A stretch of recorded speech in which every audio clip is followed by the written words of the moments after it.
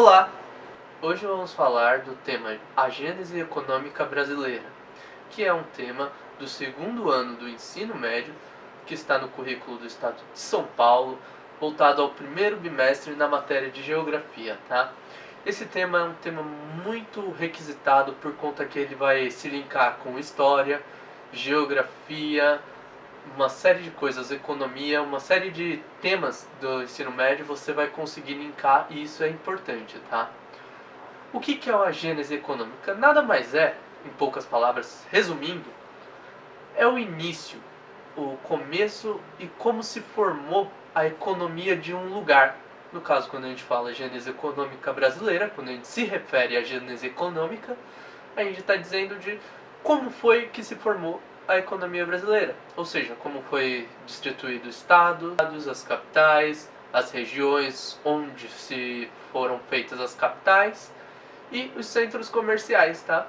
Então esse processo, a gênese econômica, ele tem início quando? A partir do momento do descobrimento do Brasil?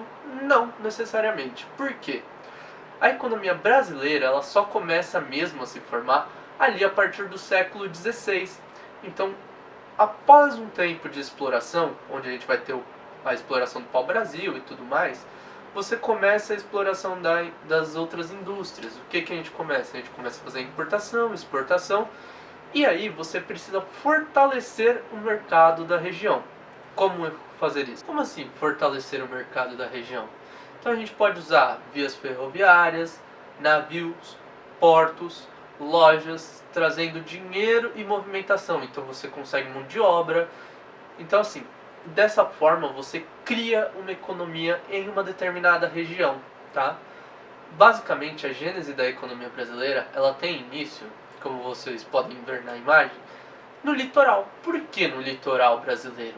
Porque era um país de exploração. Sendo assim, um país de exploração, as pessoas vinham para cá, exploravam e mantinham nos portos a concentração da economia. Por quê? Era onde dava para importar ou exportar, e aí já fazia a plantação por lá mesmo e exportava por lá. Então assim você aumentava o seu ganho e minimizava as distâncias. Então assim, toda a parte forte da economia brasileira, ela fica no litoral. Por quê? Por causa da exportação lá do século XVI. Entendeu? Aí, quando a gente, para continuar falando sobre esse tema resumidamente, lembrando que essa aula ela é bem resumida, a gente vai ter o outro tema que vai entrar, que é do arquipélago ao continente. Muita gente, assim, quando vê esse tema no segundo ano, pensa, arquipélago, do arquipélago ao continente. Beleza, continente, eu sei o que é. Um continente é um pedaço de terra, né? É um país, é um pedaço de terra, um país. Já quando fala arquipélago, as pessoas têm uma leve ideia do que é, mas não sabem ser ao certo o que é. Basicamente, arquipélago, vendo na visão geográfica física, tá? É um conjunto de ilhas, ou seja, um conjunto de ilhas, algo que está separado.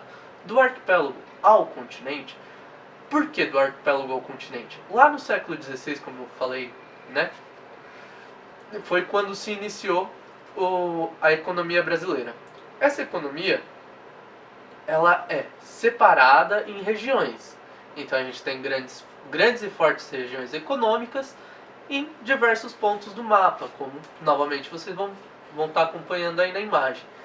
Então assim, dessas regiões, para juntar elas e formar um país e não ser regiões isoladas, porque afinal de contas, quem é forte? São Paulo, Rio de Janeiro, Porto Alegre. Então assim, como que eu vou falar que para juntar?